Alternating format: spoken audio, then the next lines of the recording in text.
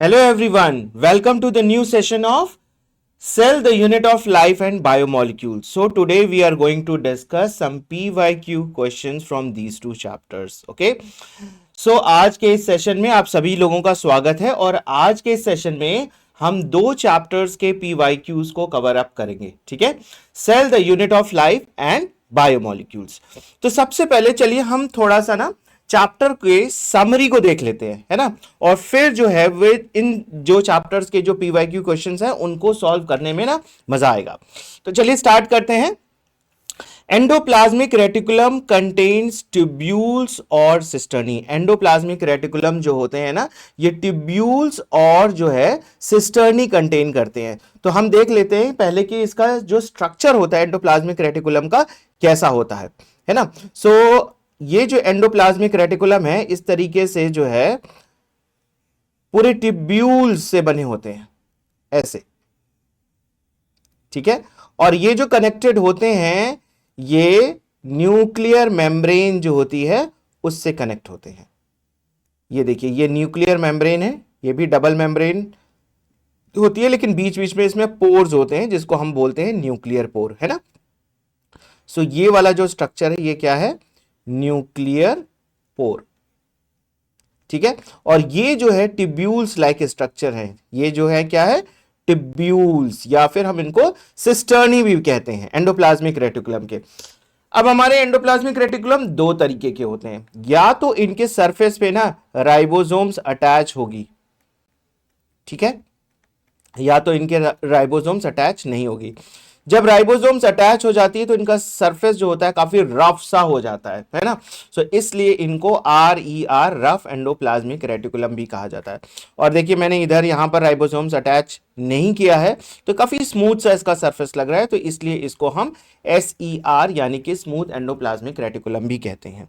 ठीक है, सो इसीलिए यहां पर देखिए लिखा गया है they are of two types, rough and smooth.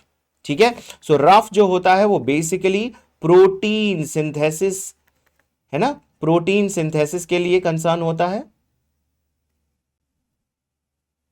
ठीक है, प्रोटीन सिंथेसिस. और स्मूथ एंडोप्लाज्मिक रेटिकुलम में ना लिपिड्स या फिर स्टेरॉल्स, है ना, स्टेरॉल्स बनते हैं. ER helps in the transport of substances, synthesis of proteins, lipoproteins and glycogen. तो देखिए ये सारे substances बनते भी हैं, synthesis of proteins होती है ना, और उसके बाद इनका ट्रांसपोर्टेशन भी होता है. ये बन तो गए लेकिन फिर ये ट्रांसपोर्ट होते हैं. ट्रांसपोर्ट होकर कहां जाते हैं, अब यहीं पर आप न्यूक्लियस के पास ना एक और ऑर्गेनल देखेंगे, वो ऑर्गेनल होता है गोल्जी बॉडीज. तो गोल्जी बॉडी इस तरीके से आप यहां पर देखेंगे, और इसमें जो होते हैं वो सिस और ट्रांसफेस होता है. ठीक है, सो यहां से जो निकलने वाला जो प्रोटीन होता है, जो यहां पर प्रोटीन बना है वो अभी फंक्शनल नहीं हुआ है, तो यहां पर वो ना एक सिस्टर्नी के फॉर्म में यहां पर ये निकल जाते हैं और ये फिर सिस फेज में एंटर कर जाता है. सिस फेज में गोल्जी बॉडी के जो ट्यूब्यूल्स हैं या फिर सिस्टर्नी है उसमें ये एंटर कर जाते हैं और यहां पर इनका जो है मॉडिफिकेशन होता है. तो ये देखिए प्रोटीन तो बना लिया लेकिन उसके ट्रांसपोर्ट में भी ये हेल्प कर रहे हैं. ये लाइपोप्रोटीन्स और ग्लाइकोजन के सिंथेसिस से भी रिलेटेड रहते हैं. The Golgi body is a membranous organelle composed of flattened sacs. तो अब देखिए यहां पे मैं गोल्जी बॉडीज जो है वो यहां बना रहा हूं. तो गोल्जी बॉडीज आपको स्ट्रक्चर थोड़ा सा ना ऐसे दिखेगा, पैरेलल जो है वो फ्लैटेंड डिस्क लाइक स्ट्रक्चर ऐसे आपको दिखाई देंगे. ठीक है, ऐसे, और बहुत सारे ऐसे वेसाइकल्स भी यहां पर आपको ऐसे दिखाई देंगे. तो ये सिस फेज है, इसके दो फेज आपको दिखाई देंगे, सिस फेज और इधर जो होता है वो ट्रांस फेज. सिस फेज में क्या होता है कि जो भी प्रोटीन अभी एंडोप्लाज्मिक रेटिकुलम से बन गई है, जैसे सपोज ये वाली बन गई है, इसके अंदर प्रोटीन है, लेकिन ये प्रोटीन जो है ना वो फंक्शनल नहीं है ना, इसमें जो प्रोटीन्स है वो अभी फंक्शनल नहीं है, वो अभी कोई काम नहीं कर सकती.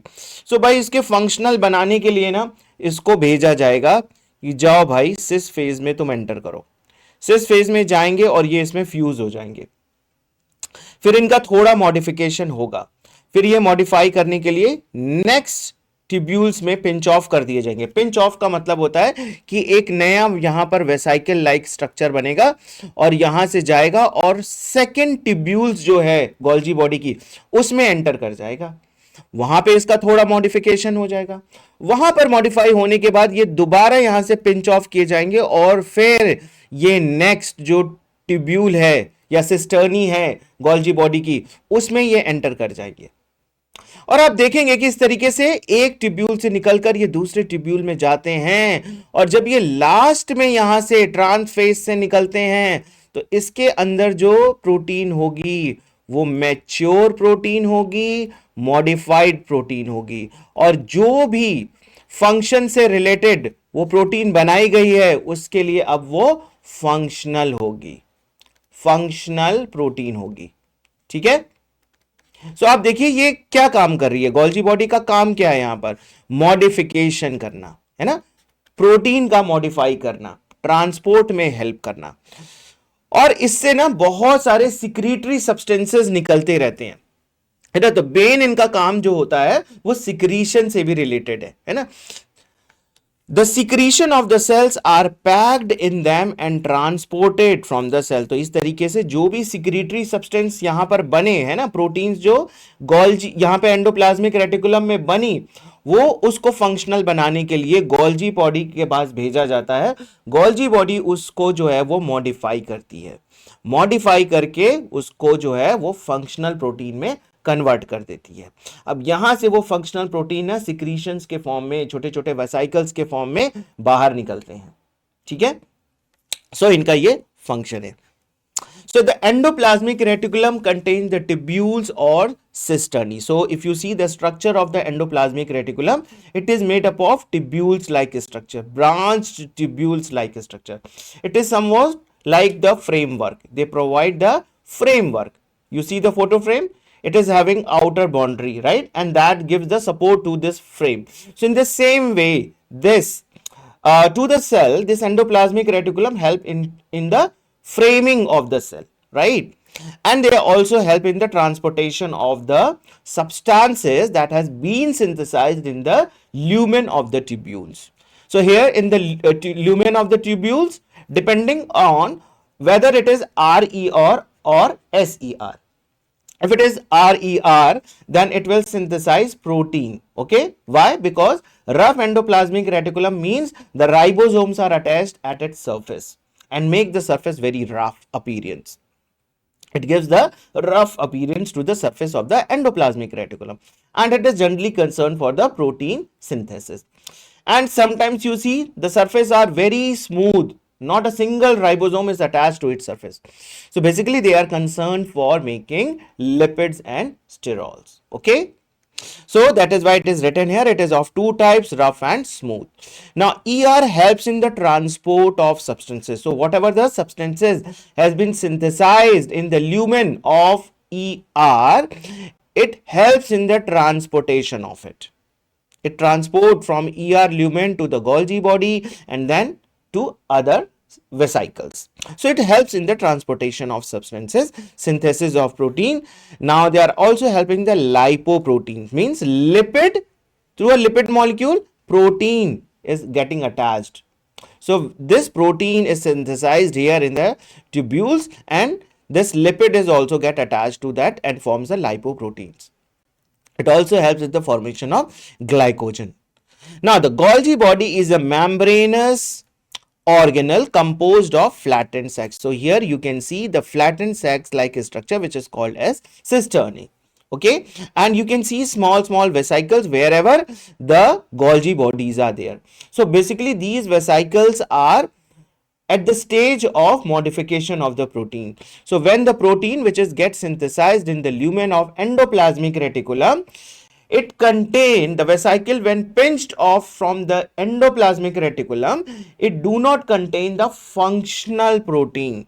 So to make this protein functional, this vesicle, okay, this particular vesicle get enter inside the cis phase of the Golgi body. So one of this flattened disc, okay, that is the tubules. In that tubule, this vesicle get entered and joins with it. Now some sort of modification takes place at this particular stage. Later the vesicle is pinched off and get entered to the next level, or the, you can say, the next disc of the Golgi body. Similarly, it transferred to the third, the fourth, the fifth, and at the last it reaches to the trans phase, which is also known as maturing phase. Okay. Okay, so here comes the lysosomes are the single membrane structure containing enzymes for the digestion of all types of macromolecules. Now, this is the one of the organelles that also got formed from the Golgi body. It is a single membranous structure containing enzyme for the digestion of all types of macromolecules. Sorry. So there are many types of macromolecules. Okay. Sometimes what happen, the bacteria get enter inside the cell, the virus can enter get inside the cell, and sometimes one of the organelles also get you can say the degraded or damaged, right? So what happened, what this lysosome do, it engulf the bacteria, it can engulf that virus, it can engulf that damaged organelle as well. So it is actually cleaning the cell by engulfing and eating that particular bacteria or virus or any other macromolecules which is not good for the cell. Even that damaged mitochondria or damaged chloroplast, so that get also get digested there, right?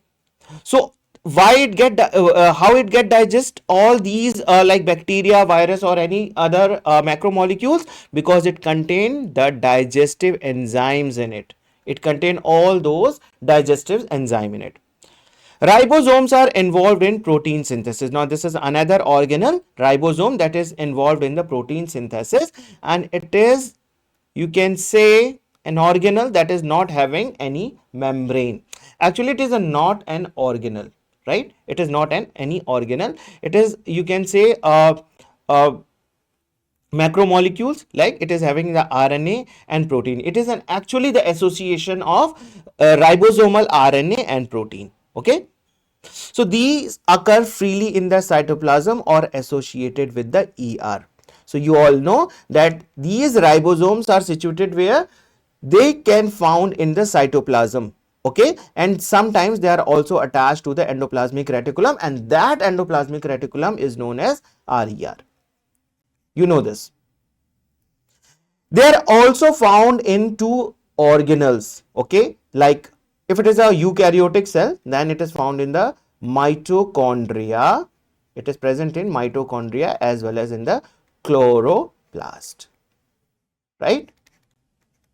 But this these two organelles are having 70S type of ribosome, whereas the cytoplasm, this ribosomes which is involved in the protein synthesis, okay, that is, if it is present in the cytoplasm or attached to the RER, then it is of 80S type. Now, the mitochondria help in oxidative phosphorylation and generation of adenosine triphosphate. Oxidative phosphorylation. So, this process occur in where mitochondria. There is another type of phosphorylation that is called as substrate level of phosphorylation. So, ATP is synthesized in the process of glycolysis also. And in mitochondria also, it is synthesizing this ATP. But this ATP synthesis in the case of mitochondria, it is called as oxidative phosphorylation, whereas in the case of glycolysis, it is called as substrate level of phosphorylation. Okay. Why it is called so? Because in the mitochondria, oxygen is involved in there is an oxidation of food, right? And that gives you the synthesis of ATP, and that is why it is called as oxidative phosphorylation and generation of adenosine triphosphate. So this point is very very important. Suppose a statement is given that mitochondria help in substrate level of phosphorylation. So that is a wrong statement. Okay. Okay. So lysosome जो होते हैं वो एक single membrane structure contain करते हैं और जो है वो बहुत सारे एंजाइम से लेडन होते हैं, बहुत सारे एंजाइम से भरे होते हैं। ये एंजाइम जो है वो किसी भी चीज को डाइजेस्ट कर सकते हैं।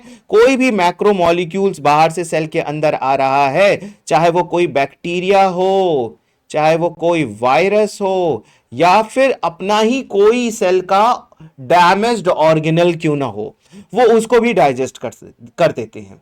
और ये जरूरी भी है, क्योंकि बैक्टीरिया या वायरस अगर सेल के अंदर रहेंगे तो वो अपने प्रोटीन्स को बनाएंगे, किसी ना किसी तरीके से आपके सेल को डैमेज करेंगे। तो सेल की सुरक्षा करने के लिए हमारे पास एक बहुत इंपॉर्टेंट ऑर्गेनल है लाइसोसोम। ये बाहर से आने वाली किसी भी चीज को जो है ना एक्सेप्ट नहीं होने देता।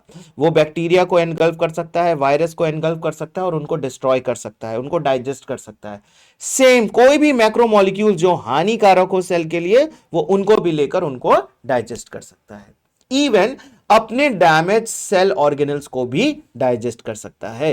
राइबोसोम, अब नेक्स्ट ऑर्गेनल जो है वो राइबोसोम, एक्चुअली ये ऑर्गेनल नहीं है, ये एक बायो मैक्रोमोलिक्यूल्स हम कह सकते हैं, क्योंकि इसमें आप देखिए आरएनए प्रेजेंट होती है और कुछ प्रोटीन भी प्रेजेंट होते हैं, है ना। आरएनए, इसमें actually RNA, ribosomal RNA present होते हैं, ठीक है, और कुछ प्रोटीन्स भी होती है। स्मॉलर सब यूनिट में अलग राइबोसोमल आरएनए और कुछ प्रोटीन्स, और उसी तरीके से जो है हमारा लार्जर सब यूनिट, उसके जो है राइबोसोमल आरएनए अलग और उसकी कुछ अलग प्रोटीन्स होती है, ठीक है। ये हमने पहले ही जो है पढ़ लिया है, ठीक है। तो ये इनका मेन काम क्या होता है? प्रोटीन का सिंथेसिस करना। अगर ये साइटोप्लाज्म में प्रेजेंट है तो साइटोप्लाज्म में प्रोटीन सिंथेसिस करेंगे। अगर एंडोप्लाज्मिक रेटिकुलम से अटैच्ड हैं, जैसे कि आर के केस में हम देखते हैं, ठीक है, सो वहां पर जो है वो क्या कहलाते हैं? ये रफ एंडोप्लाज्मिक रेटिकुलम कहलाते हैं। Ashmita, composed of ribo nucleic acid. Yes, ये जो एक्चुअली जो है आपका जो राइबोसोम है वो एक तरह का राइबो न्यूक्लियोप्रोटीन है, क्योंकि देखिए राइबोज का मतलब क्या हुआ, यहां पर राइबोज जो है वो राइबो न्यूक्लिक एसिड है, ठीक है। इसमें जो है आरएनए भी है और ये एक प्रोटीन भी है, तो राइबो न्यूक्लिक प्रोटीन जो है वो जो है एक करेक्ट जो है इसके लिए वर्ड होगा, बट ये कोई ऑर्गेनल्स नहीं है, ठीक है। So these are freely in the cytoplasm and associated with the ER. अच्छा, ये जो राइबोसोम्स होते हैं ये ऑर्गेनल्स में भी पाए जाते हैं। कुछ ऑर्गेनल्स जैसे आपने देखा होगा माइटोकॉन्ड्रिया के केस में और क्लोरोप्लास्ट के केस में, लेकिन माइटोकॉन्ड्रिया और क्लोरोप्लास्ट के केस में वो वाला राइबोसोम नहीं होता जो साइटोप्लाज्म में प्रेजेंट है या जो आरईआर पे अटैच है। आरईआर और साइटोप्लाज्म में 80s टाइप पाया जाता है, जबकि माइटोकॉन्ड्रिया और क्लोरोप्लास्ट के केस में जो है ये 70s टाइप पाया जाता है। Mitochondria help in oxidative phosphorylation, ठीक है। माइटोकॉन्ड्रिया के केस में ऑक्सीडेटिव फॉस्फोराइलेशन होता है, क्योंकि यहां पर फूड का ऑक्सीडेशन हो रहा है, ऑक्सीजन के प्रेजेंस में फूड का ब्रेकेज फर्दर हो रहा है, ठीक है। जबकि ग्लाइकोलिसिस आप पढ़ते होंगे तो वहां पे भी एटीपी की सिंथेसिस होती है, लेकिन वहां पर जो एटीपी की सिंथेसिस हो रही है उसको हम बोलते हैं सबस्ट्रेट लेवल ऑफ फॉस्फोराइलेशन। तो ये चीज जो है वो बहुत ही इंपॉर्टेंट है। चलिए मूव करते हैं आगे। So they are bound by the double membrane. The outer membrane is smooth and the inners one folds into several cristae. तो यहां पर देखिए ये माइटोकॉन्ड्रिया की बात कर रहे हैं, माइटोकॉन्ड्रिया, क्योंकि क्रिस्टी जो है वो कहां पर आता है? माइटोकॉन्ड्रिया। तो अगर मैं माइटोकॉन्ड्रिया का स्ट्रक्चर ड्रॉ करूं तो कैसा दिखाई देता है? माइटोकॉन्ड्रिया हमें ऐसा स्ट्रक्चर होता है और इसकी एक इनर मेम्ब्रेन जो होती है ना वो अंदर इस तरीके से इनवैजिनेशन कॉज करती है, like this. And at a place invagination is quite massive, right, like this.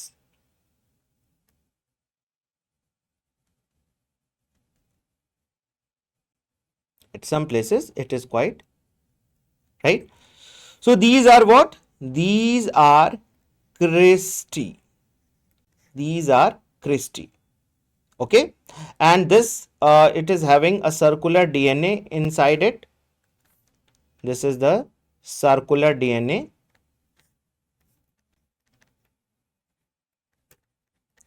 Circular DNA. You can see some ribosomes also here. This ribosomes are of different, okay, 80S type.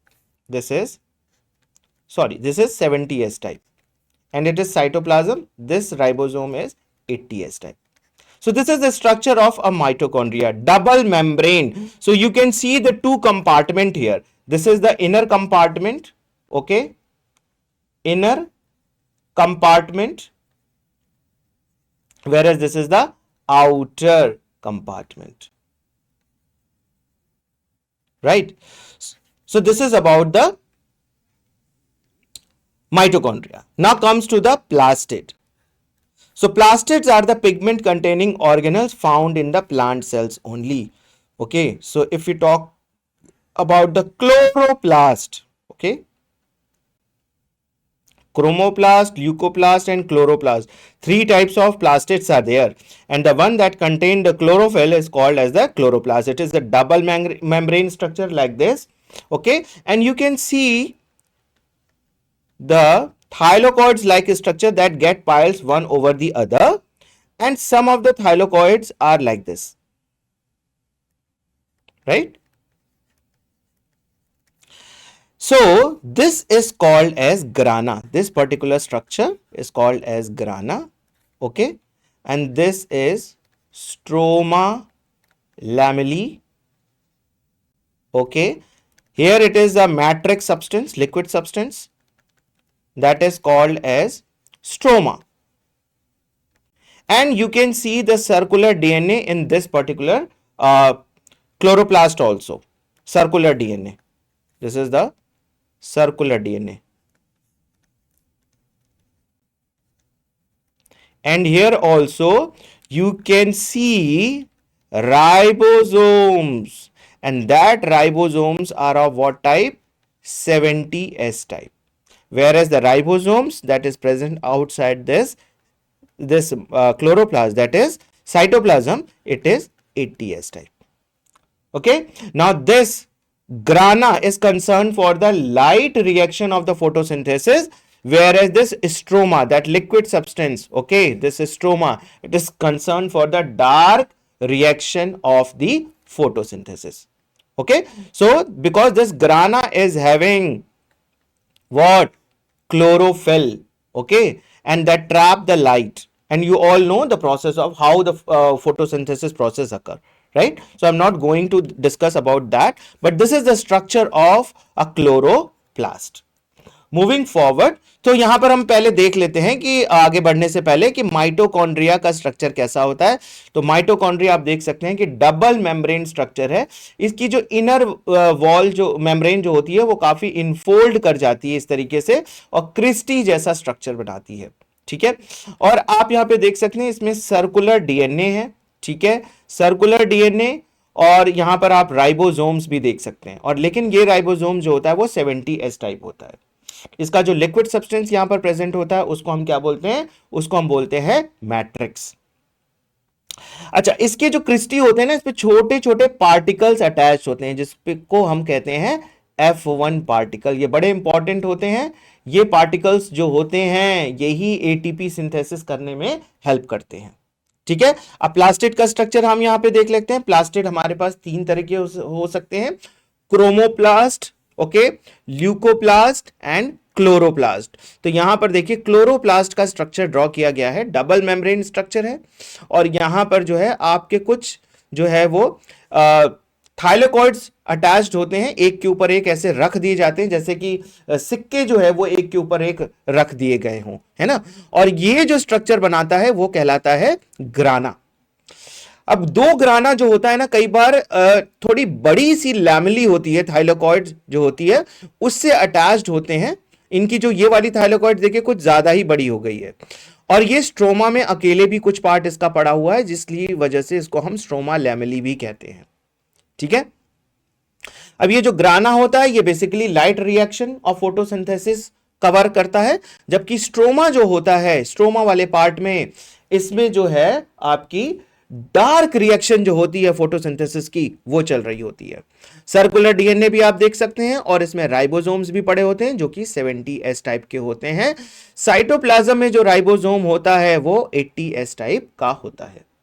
ठीक है, चलिए next, the ग्राना is the plastid is a site of light reaction and the stroma is of dark reaction. ये हमने already discuss कर लिया है। The green coloured plastid, okay, are chloroplast which contain chlorophyll, whereas the other color plastids are chromoplast.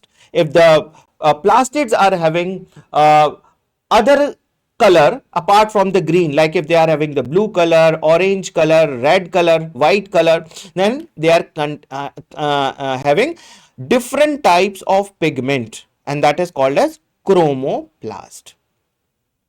So that may contain pigments like carotene and xanthophylls. So if they contain the carotenes and xanthophyll, that is called as chromoplast. But the chloroplast is one that contain the chlorophyll along with some other proteins, pigments also. The nucleus is enclosed by the nuclear envelope, a double membrane structure, and the nuclear pores. So here you can see a double membrane structure, right, which is having nuclear pore like structure like this. These are the nuclear pore. These are very important, nuclear pore. So nucleus is enclosed in the nuclear envelope, a double membrane structure with the nuclear pore. The inner membrane encloses the nucleoplasm and the chromatin material. So when the cell is in the interphase, you can see the thread like structure like this. Okay, this is called as chromatin material. Chromatin material. And the liquid substance which is present here, this is called as nucleoplasm. This liquid substance is called as nucleoplasm, right? And here you can see a dark like circular structure that is called as nucleolus. Okay, nucleolus. So this nucleolus is a point at the chromatin material where the ribosomes are synthesized. So ribosomes are synthesized here at this particular point. Okay. So grana जो है कि plastid में आप देख सकते हैं, ठीक है, जो है साइट ऑफ लाइट रिएक्शन का, और स्ट्रोमा जो है वो है डार्क रिएक्शन का। ये मैं ऑलरेडी आपको बता चुका हूं। ग्रीन कलर्ड जो है प्लास्टिड अगर होते हैं उनमें उसको क्लोरोप्लास्ट कहते हैं, क्योंकि वो क्लोरोफिल होते हैं। इसके साथ साथ कुछ और भी पिगमेंट्स प्रेजेंट होते हैं, लेकिन क्लोरोफिल के अलावा अगर उसमें कैरोटीन है और जेंथोफिल है तो वो क्रोमोप्लास्ट कहलाता है। ये क्रोमोप्लास्ट आप देख सकते हैं कि फ्लावर कितने कलरफुल होते हैं, कभी रेड कलर के होते हैं, कभी ऑरेंज कलर के होते हैं, कभी येलो और कभी ब्लू भी होते हैं, है ना। सो उनमें जो होता है वो क्रोमोप्लास्ट प्रेजेंट होता है। न्यूक्लियस की बात करें तो न्यूक्लियस भी आपका डबल मेम्ब्रेन, इस तरीके से आप न्यूक्लियर एनवेलप देख सकते हैं, डबल मेम्ब्रेन स्ट्रक्चर है, ठीक है। और इसके बीच बीच में आप यहां पे न्यूक्लियर पोर भी देख सकते हैं। इस न्यूक्लियर पोर का बड़ा सिग्निफिकेंस है। न्यूक्लियर पोर्स के थ्रू जो राइबोसोम्स है ना यहाँ पे सिंथेसाइज हो रहे हैं, वो इस न्यूक्लियर पोर से बाहर आ सकते हैं। इस जो क्रोमेटिन मटेरियल है ये जो किससे बना हुआ है, डीएनए और प्रोटीन से, ठीक है। इसी डीएनए से क्या बन जाता है हमारा आरएनए, लेकिन इस आरएनए का काम अंदर नहीं है, इस आरएनए का काम बाहर है। ये जो आरएनए बनती है इस तरीके से वो एमआरएनए है जो कि प्रोटीन बनाने के लिए काम करती है, ठीक है। ल्यूकोप्लास्ट जो होते हैं, अश्मिता ने पूछा है व्हाट इज ल्यूकोप्लास्ट। ल्यूकोप्लास्ट जो होते हैं वो स्टोरिंग जो है वो एक तरह का प्लास्टिड है, फूड स्टोरिंग है ना। जैसे ऑयल स्टोर करते हैं, कार्बोहाइड्रेट स्टोर करते हैं, प्रोटीन स्टोर करते हैं, है ना। सो एमाइलोप्लास्ट जो होता है वो कार्बोहाइड्रेट स्टोरिंग प्लास्टिड्स है ना। इलेयोप्लास्ट जो है वो ऑयल स्टोरिंग प्लास्टिड है। ठीक है। सो प्रोटीन स्टोरिंग कार्बोहाइड्रेट और ऑयल को ये स्टोर करते हैं, वो कहलाते हैं ल्यूकोप्लास्ट। जैसा कि आप देख सकते हैं कि पोटैटो में आपको ल्यूकोप्लास्ट जो मिलेगा वो है स्टार्च जो है वो काफी स्टोर करके रखते हैं। ठीक है, चलिए अब हम आते हैं हमारे अपने क्वेश्चन वाले सेक्शन में। तो हम यहां पे सबसे पहला क्वेश्चन लेते हैं, which is the important site of formation of glycoproteins and glycolipids in eukaryotic cells, है ना। तो सबसे पहला है कि हमारे पास इंपॉर्टेंट साइट क्या है, कौन सी वो इंपॉर्टेंट साइट है जहां पर ग्लाइकोप्रोटीन्स और ग्लाइकोलिपिड जो है वो यूकैरियोटिक सेल्स में बनती है। ऑप्शन ए है पेरोक्सिसोम्स, ऑप्शन बी है गोल्जी बॉडीज, ऑप्शन सी है पॉलीजोम्स और ऑप्शन डी है एंडोप्लाज्मिक रेटिकुलम। सो मैं आपसे रिक्वेस्ट करूंगा कि सभी जो है वो यहां पे पार्टिसिपेट करें और जो है इस क्वेश्चन का जो करेक्ट आंसर आपको लग रहा है वो यहां पर चैट बॉक्स में जल्दी से डालिए। अस्मिता ने कहा B, okay. Rupinder also said B, Sukhman ने भी कहा बी, गोल्जी बॉडीज। ठीक है, तो चलिए इसको देख लेते हैं।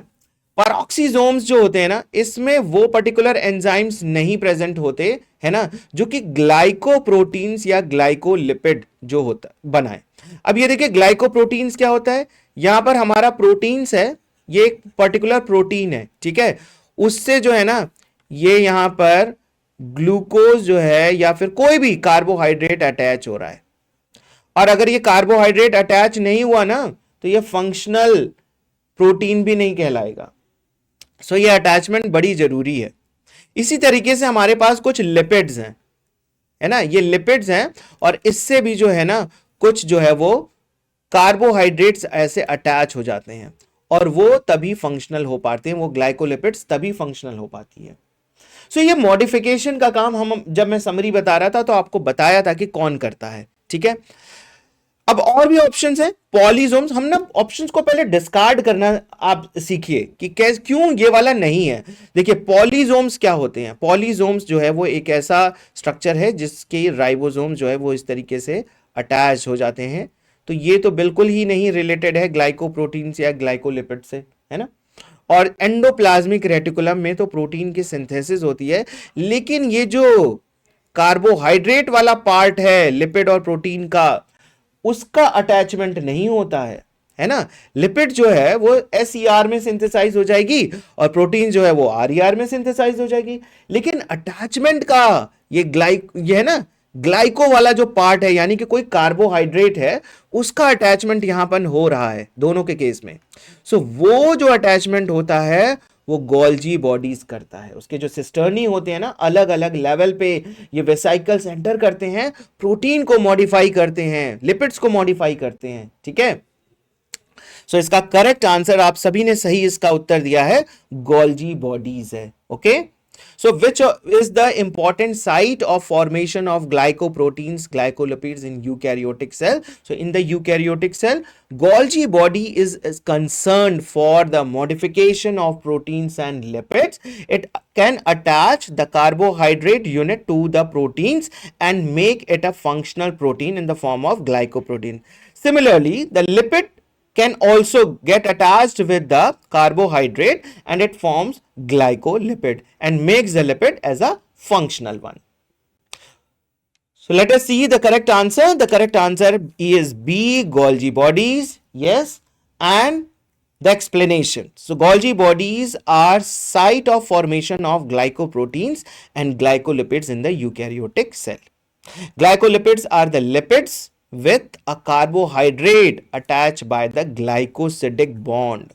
Okay, so this is the bond through which this carbohydrate get attached to the lipid one, and this role is to maintain the stability of the cell membrane and to facilitate the cellular recognition, which is crucial to the immune response and in the connection that allows cells to connect to one another to form a tissue. So this glycolipid is very important. It is having a dual function. So one function is that it is concerned for the facilitate the cellular recognition. for the immune response. So this glycolipid is also concerned for the immune response, and it is also getting attached to the similar type of cells and forming what? Tissue. So now you can understand why this glycolipid formation is so important, and who is helping to that formation? Golgi bodies or Golgi apparatus. Moving to the next question. Okay, as the following questions are very important for the two particular chapter. Okay, one for the animal kingdom and one for this cell biology, right? Because number of organelles, their specific functions, their number of phylums and number of examples. Moving to this question, column 1, organelles, you can see all the organelles are there, right? And column 2, their functions are there. So let us see. The first A, Golgi apparatus, synthesis of protein. Lysosome, trap waste and excretory product.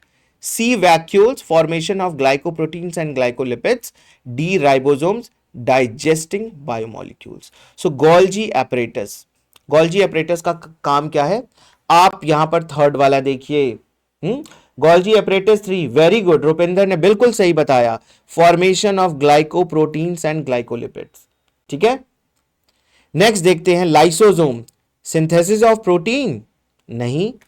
Trap waste and excretory products no. Digesting biomolecules yes, this is the correct one, है ना. Lysosome helps in digesting the biomolecules. Coming to the third organelle, vacuoles. So I've already told you lysosome 4, okay, correct. Vacuoles trap the waste material. It can keep all the waste material in it, and whatever the excretory product are there, they can keep inside there that organelle.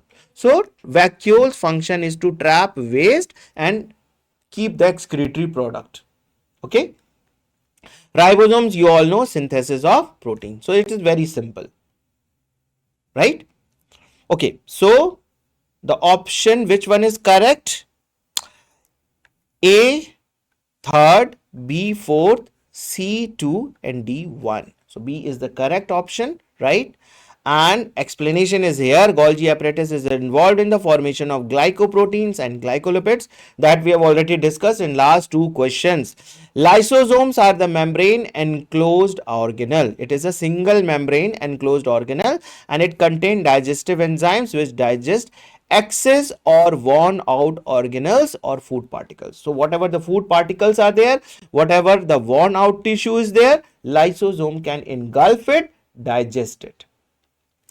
Vacuoles is a membrane enclosed fluid filled sac which trap the waste excretory product. Can you name the membrane of the vacuole? It got a particular name. Anyone can write the membrane of vacuole. What is the name of membrane of vacuole? No one. It got a specific name. Tonoplast, Rupinder Kaur. Very good, very good. Tonoplast, yes. Tonoplast is the name of the membrane that surrounds the vacuole. Ashmita and Sukhman also has given the same answer. Very good. Ribosomes is a minute particle consisting of RNA and associated proteins. They bind mRNA and tRNA to synthesize polypeptides and proteins. So ribosome get attached to the mRNA. So this is mRNA. Okay, this is ribosomes, and here the tRNA get and attached to it. So it helps in the formation of protein synthesis. Next question. Which of the following cell organelle is present in the highest number in the secretory cells? So there are so many cells. Now one cell is there who is secreting lot of chemicals. Lot of chemicals is secreting. Okay. So which organelles is that? Number A, lysosome. B, mitochondria. C, Golgi complex. D, endoplasmic reticulum. Please come up with the answer. है ना। ऐसी cell जिसमें secretory cell हम उसको कहते हैं, क्योंकि वो बहुत ज्यादा जो है ना सिक्रीशन का काम करती है, तो उसके पास कौन सा जो है सेल ऑर्गेनल जो होगा वो बहुत ज्यादा नंबर में प्रेजेंट होगा, वो पर्टिकुलर सेल में ना वो ऑर्गेनल बहुत ज्यादा प्रेजेंट होगा, और वो ऑर्गेनल वो सेल का काम है बहुत ज्यादा सिक्रीशन करना, है ना। सो कौन सी ऐसी सेल होगी, उसमें कौन सा ऑर्गेनल्स का नंबर बहुत ज्यादा पाया जाएगा, लाइसोसोम का नंबर ज्यादा मिलेगा कि माइटोकॉन्ड्रिया का ज्यादा नंबर मिलेगा कि गोल्जी कॉम्प्लेक्स का ज्यादा मिलेगा कि एंडोप्लाज्मिक रेटिकुलम। सुखमन ने कहा है C, Golgi complex. Okay, anyone else? सभी लोग पार्टिसिपेट करिए। Anyone else? I think question is clear. Yes, Which of the following cell organelle is present in highest number? उस कोशिका का नाम बताइए, उस कोशिका में जो कि सिक्रीटरी का काम कर रही है ना, बहुत ज्यादा सिक्रीशंस का काम कर रही है, जिसमें कि ना सेल ऑर्गेनल्स बहुत ज्यादा नंबर में प्रेजेंट होंगे। हैं, सिक्रीशन के लिए हमने बात की थी एक ऑर्गेनल की, जिसका स्ट्रक्चर मैं यहां बना रहा हूं। क्या है ये ऑर्गेनल? कौन सा ऑर्गेनल है ना।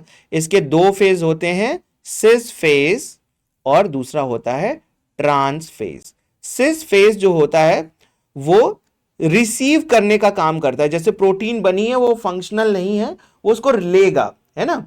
और ट्रांस फेज जो होता है, ट्रांस फेज जो होता है वो मैच्योरिंग फेज भी कहलाता है, मैच्योरिंग फेज कहलाता है। यानी कि इस साइट से ना जो वेसाइकल्स निकलेंगे वो मैच्योर होंगे, उसमें जो प्रोटीन होगा ना वो मैच्योर फॉर्म में होगा, और यहां से जो बहुत ज्यादा सिक्रीशंस होता है ना, उसमें आप देखेंगे गोल्जी बॉडीज को ज्यादा ही बड़ा है और उसके नंबर्स भी ज्यादा है ना।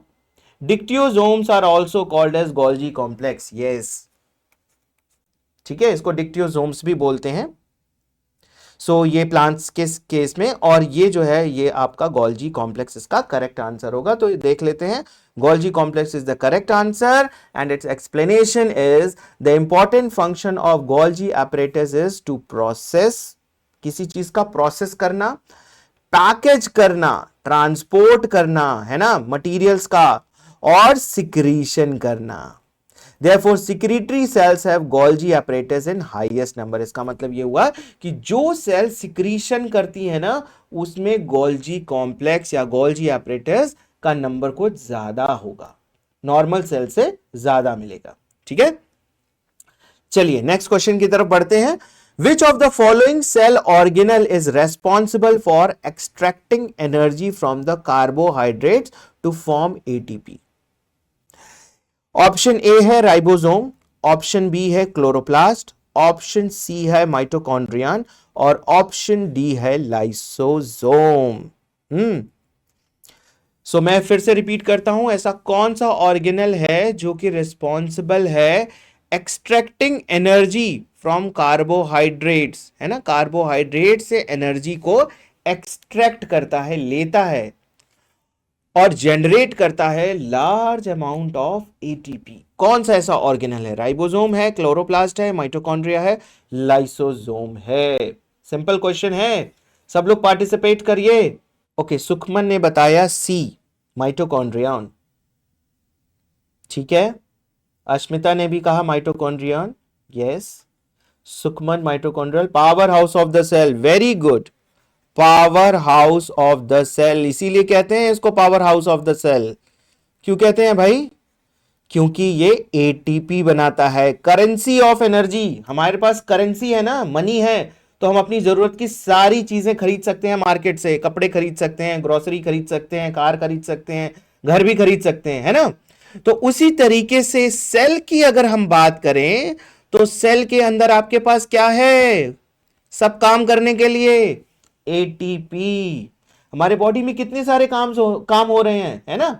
कितने सारे सिस्टम हैं, reproductive system, excretory system, digestive system, है ना, रेस्पिरेटरी सिस्टम, नर्वस सिस्टम, इन सारे सिस्टम के फंक्शन में, वर्कआउट में सब किसका काम हो रहा है, एटीपी का। सो एटीपी से हमारी बॉडी सारा काम कर रही है। आप सोते हैं, जगते हैं, दौड़ते हैं, खाते हैं, पीते हैं, जो भी काम कर रहे हैं, इतनी पढ़ाई करते हैं, सब में एनर्जी चाहिए, एटीपी। अब ये एटीपी बन कहां रही है, माइटोकॉन्ड्रिया के अंदर। एटीपी तो वैसे ग्लाइकोलिसिस प्रोसेस में भी बनती है, जो कि साइटोप्लाज्म में होती है ना। साइटोप्लाज्म में क्या चलती है, आपकी ग्लाइकोलिसिस प्रोसेस होती है। लेकिन ग्लाइकोलिसिस में अगर आप देखिए तो ओवरऑल अगर रिजल्ट देखेंगे तो सिर्फ 2 एटीपी बनती है।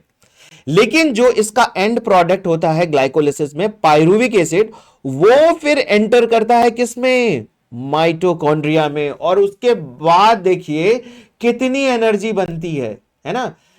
इवन जो ग्लाइकोलिसिस प्रोसेस में हमारा जो जो है रिड्यूस्ड कोएंजाइम NADH2 बनता है, वो भी एंटर करता है इसके अंदर, माइटोकॉन्ड्रिया के अंदर, और वो भी कन्वर्ट कर दिया जाता है ATP via electron transport system, है ना।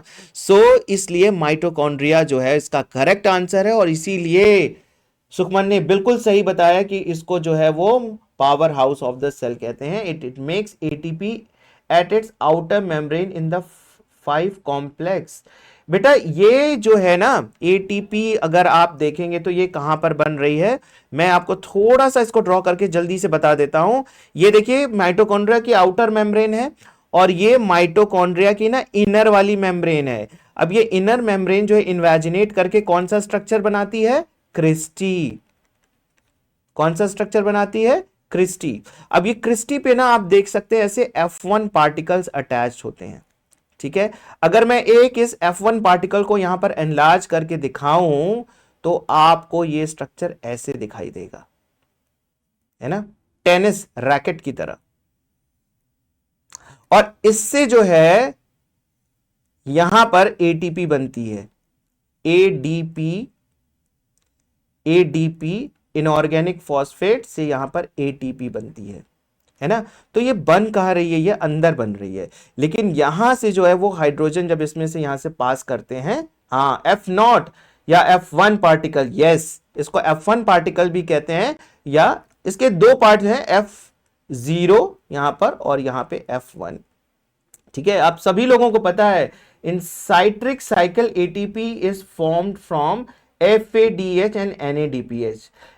ओके, साइट्रिक एसिड साइकिल में FADH और NADPH बनता है, लेकिन उससे जो है वो फर्दर एटीपी में कन्वर्जन कहां होता है, इलेक्ट्रॉन ट्रांसपोर्ट सिस्टम में। और वो भी कहां पे प्रेजेंट है, वो भी इसी इनर मेम्ब्रेन ऑफ माइटोकॉन्ड्रिया पे प्रेजेंट है, ठीक है। सो आउटर माइटोकॉन्ड्रिया नहीं, है ना, इनर माइटोकॉन्ड्रियल मेम्ब्रेन पे जो ये प्रेजेंट होते हैं, ठीक है।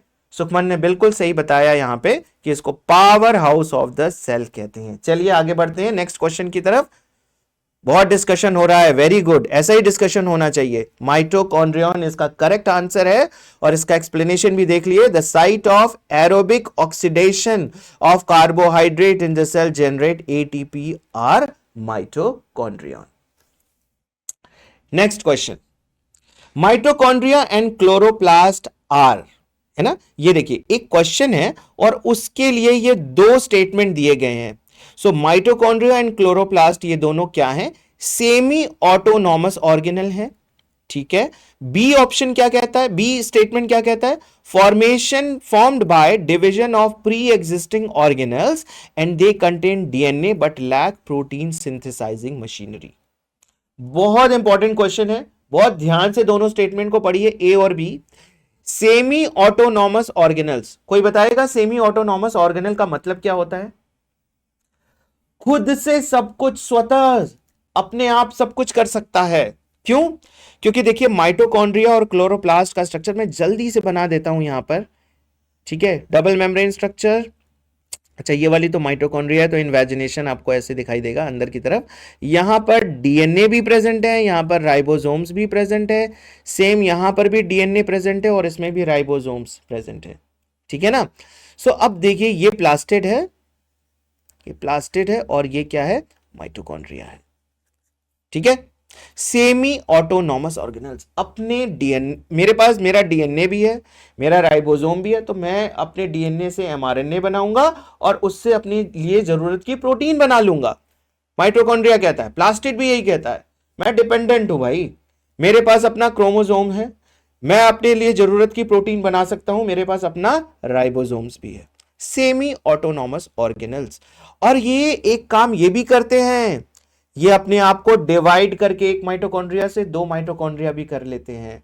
उसी तरीके से प्लास्टिड भी जो होता है, एक प्लास्टिड से दो प्लास्टिड्स में, हाँ भाई मैं आ रहा हूं ए सर, ए अस्मिता ने भी कहा ए, ठीक है, ठीक है। थोड़ा सी जानकारी आप यहां पे देख लीजिए माइटोकॉन्ड्रिया और प्लास्टिड्स के बारे में।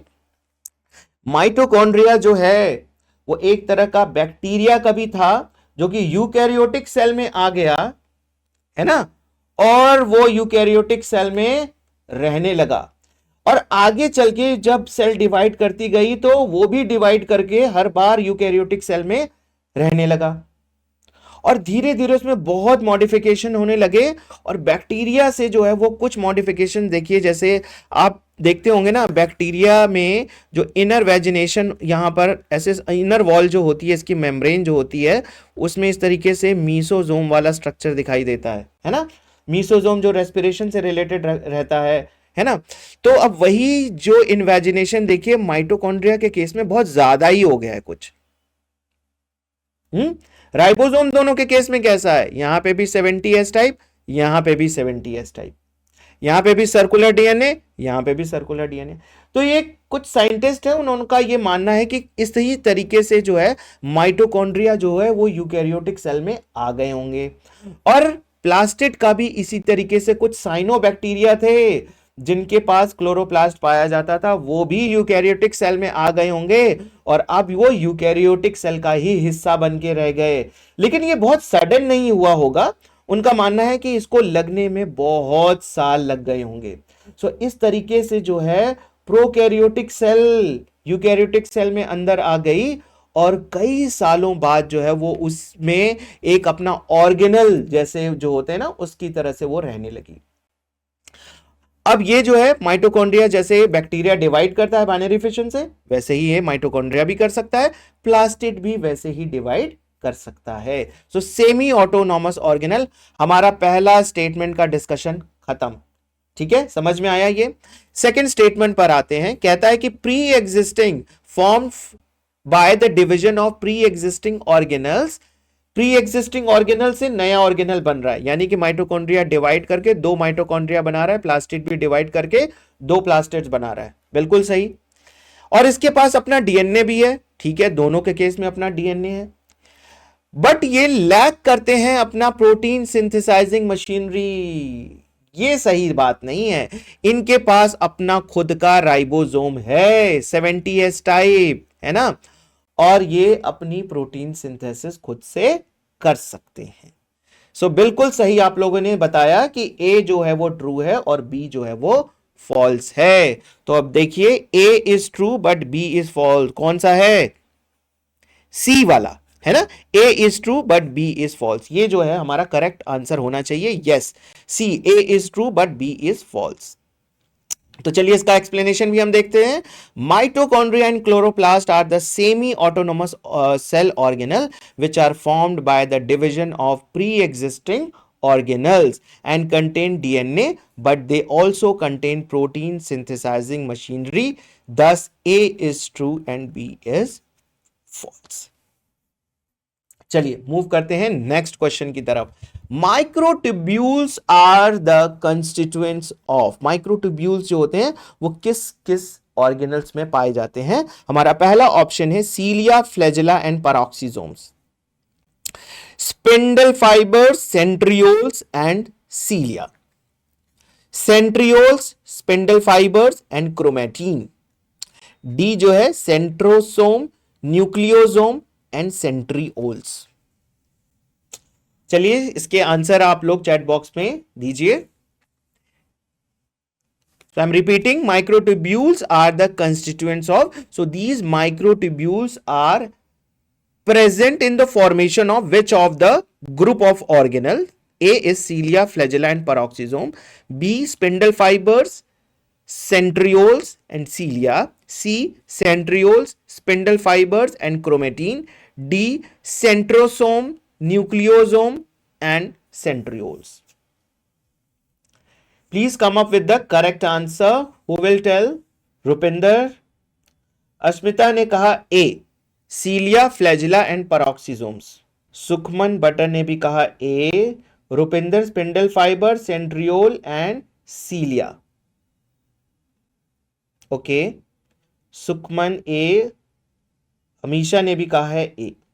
ओके, चलिए इसको देखते हैं. सीलिया एंड फ्लैजिला. तो जो सीलिया एंड फ्लैजिला जो होते हैं वो इस तरीके से होते हैं. इनका एक बेसल बॉडी होता है और इस तरीके से स्ट्रक्चर इसका होता है ना, शैफ्ट, और यहां पर पूरा इसका आगे का रीजन होता है. सो ये सीलिया और फ्लैजिला में जो है वो माइक्रोट्यूब्यूल्स पाए जाते हैं. पैरोक्सिसोम्स, पैरोक्सिसोम वेसाइकल लाइक स्ट्रक्चर है ना. पैरोक्सिसोम किस प्लांट के फिजियोलॉजी में हम स्टडी करते हैं? कौन बताएगा? पैरोक्सिसोम किसने फोटोसिंथेसिस वाला चैप्टर अच्छे से पढ़ा है? वहां पर एक ना प्लांट की जो है ना फिजियोलॉजी है जहां पर जिक्र किया गया है इस ऑर्गेनल का. फोटो रेस्पिरेशन, फोटो रेस्पिरेशन वहां पर आता है इसका जिक्र, है ना.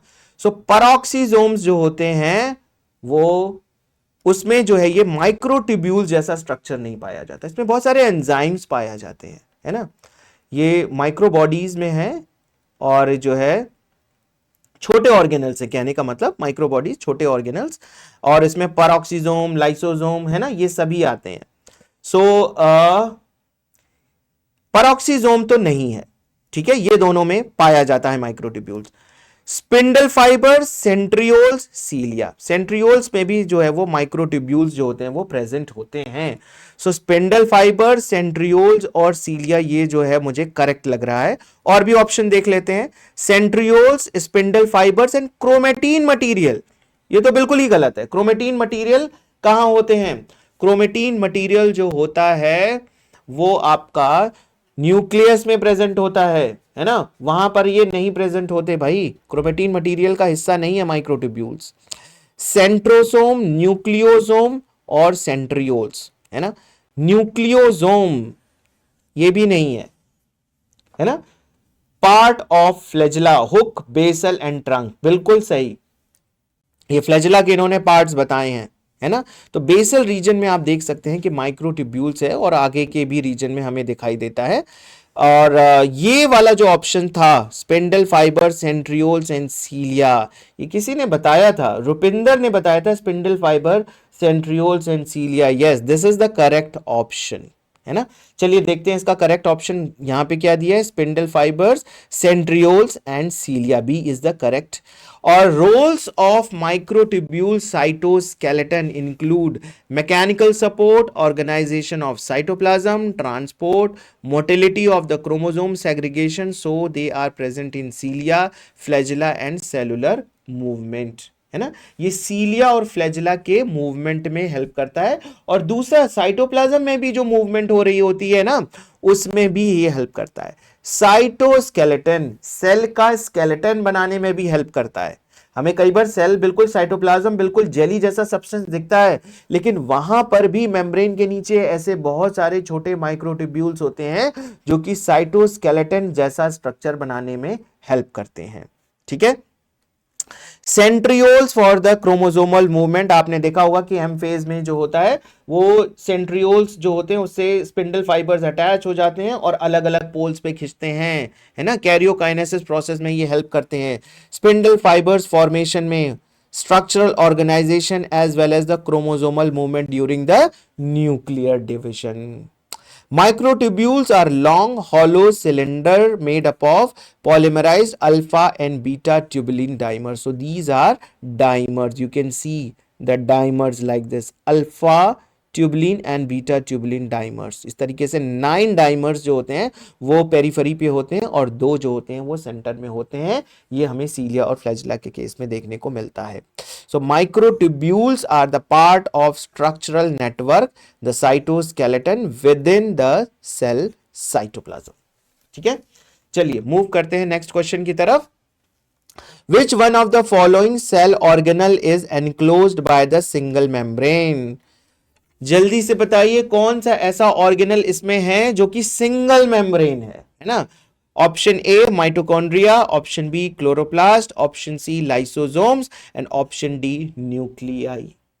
अगर ध्यान से आज के आपने समरी दिया होगा तो मैंने सभी इन चारों ऑर्गेनल्स को बनाया है ना। तो वहां पर आपने देखा होगा कि कौन सा ऑर्गेनल डबल मेम्ब्रेन है और कौन सा ऑर्गेनल सिंगल मेम्ब्रेन है। तो क्वेश्चन यहां पर पूछा गया है आपसे कि सिंगल मेम्ब्रेन ऑर्गेनल यहां पर कौन सा है। चलिए बताइए चैट बॉक्स में कौन सा इसका आंसर करेक्ट क्या है। इतना डिफिकल्ट तो नहीं है ये क्वेश्चन। चलिए मैं ही बताता हूं, माइटोकॉन्ड्रिया है ना। I got answer from Sukhman, he says C. Rupinder lysosome and vacuole, यहां पर लाइसोसोम ही है बेटा, ठीक है। सी, सबने कहा सी लाइसोसोम करेक्ट आंसर है ना। हमारा न्यूक्लियाई जो है वो डबल मेम्ब्रेन ऑर्गेनल है, क्लोरोप्लास्ट भी डबल मेम्ब्रेन ऑर्गेनल है और माइटोकॉन्ड्रिया भी डबल मेम्ब्रेन ऑर्गेनल है। लेकिन लाइसोसोम जो होते हैं वो सिंगल मेम्ब्रेन होते हैं। यस, वैक्यूल ऑल्सो, वैक्यूल भी जो है वो सिंगल मेम्ब्रेन उसमें पाई जाती है और उसके मेम्ब्रेन का आज नाम भी पूछा गया था और आप लोगों ने करेक्ट भी बताया था, टोनोप्लास्ट। ठीक है, चलिए आंसर देखते हैं इसका। लाइसोसोम जो इसका करेक्ट आंसर है और डबल मेम्ब्रेन बाउंड ऑर्गेनल्स कौन कौन से हैं? माइटोकॉन्ड्रिया है, क्लोरोप्लास्ट है, एंडोप्लाज्मिक रेटिकुलम है, गोल्जी बॉडी एंड न्यूक्लियस। ठीक है, सिंगल मेम्ब्रेन हमारा कौन कौन सा है? लाइसोसोम है, पेरोक्सीसोम्स है और वैक्यूल्स है। ठीक है, ये देखिए तीनों जो है वो सिंगल मेम्ब्रेन है। And organelles lacking any membrane, ribosome, centrioles and nucleolus. ठीक है, अब यहां पर मैच द कॉलम है और आपको आइडेंटिफाई करना है ना। सो कॉलम 1 एंड कॉलम 2 बहुत ध्यान से देखिए। कॉलम 1 में दिया है थाइलोकॉइड्स और उसके अपोजिट है disc shaped sacs in Golgi apparatus, cristae condensed structure of DNA, cisternae flat membranous sac in stroma and 4 chromatin enfoldings in mitochondria. So चलिए बताइए, सबसे पहले हम ना फर्स्ट वाले को बताइए कि थाइलोकॉइड्स जो है इससे आप किस वाले को मैच करेंगे? थाइलोकॉइड्स को किससे मैच करेंगे? फर्स्ट का थर्ड। चलिए भाई मैं मैच कर देता हूं, flat membranous sac in stroma. Very good, correct, बिल्कुल सही। थाइलोकॉइड्स जो होते हैं ग्राना में ऐसे अटैच्ड होते हैं, ये ग्राना है, ये दूसरे ग्राना से इस तरीके से अटैच होता है ना। सो ये वाला जो है वो आपका थाइलोकॉइड्स है, फ्लैट मेम्ब्रेनस सैक्स इन स्टोमा। तो ये सभी जो है वो थाइलोकॉइड्स हैं। ठीक है, चलिए गुड। अच्छा, मुझे और भी आंसर मिल रहे हैं। 2 का 3 क्या है? क्रिस्टी। क्रिस्टी जो है फ्लैट मेम्ब्रेनस सैक इन स्टोमा, नहीं ये तो नहीं है। 2 का 4 बताया है सुखमन ने। सो 2 का 4 cristae infoldings in mitochondria. Very good, correct. Cristae जो है हमने देखा था कि माइटोकॉन्ड्रिया की इनर वॉल इन्वेजिनेट करके क्रिस्टी जैसा स्ट्रक्चर बनाती है, तो ये बिल्कुल सही है। ठीक है, सिस्टर्नी 4, नहीं, सिस्टर्नी कहां पर आ जाएगा और क्रोमेटिन कहां पर आएगा?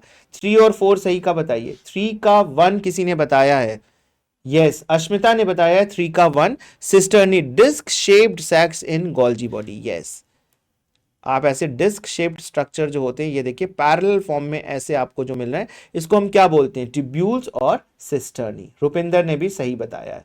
ठीक है, सुखमन ने पूरा मैच कर दिया है, वेरी गुड। और ये देखिए क्रोमेटीन जो है फिर आपका कंडेंस स्ट्रक्चर ऑफ डीएनए। सो ये हमारा बिल्कुल करेक्ट मैच है। तो सुखमन के आंसर से हम यहां पे मैच करें, ये देखिए सुखमन के आंसर से अगर हम मैच करें, third fourth first and second, third fourth first and second, very good. So ये करेक्ट आंसर है आपका। ठीक है, चलिए नेक्स्ट क्वेश्चन की तरफ बढ़ते हैं। हमारा नेक्स्ट क्वेश्चन क्या है? Match the following and select the correct answer. यहां पे भी मैच द फॉलोइंग है, ये हमारा कॉलम 1 है और ये हमारा कॉलम 2 है। ठीक है, तो यहां पर क्या क्या दिया हुआ है? सेंट्रियोल्स, और इससे दिए सामने है infoldings in mitochondria, chlorophyll, thylakoids, cristae, nucleic acid, ribozymes, basal body cilia और flagella. This is flagella. Three. ये देखिए सेंट्रियोल का बताइए, सेंट्रियोल का क्या होगा?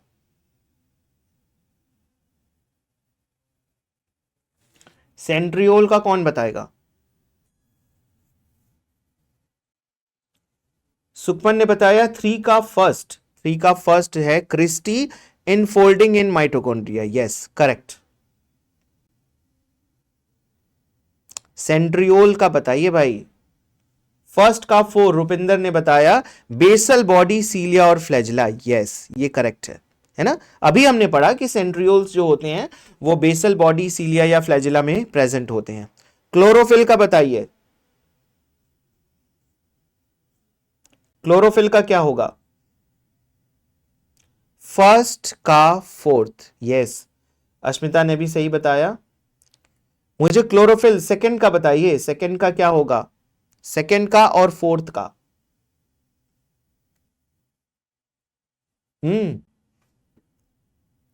सेकंड का क्या होगा? क्लोरोफिल कहां पाई जाती है भाई? 2 का 2, वेरी गुड। क्लोरोफिल जो है वो थाइलाकॉइड्स में ही पाए जाते हैं। ठीक है, और राइबोजाइम जो है वो हमारा एक तरह का न्यूक्लिक एसिड है ना? ये न्यूक्लिक एसिड है राइबोजाइम।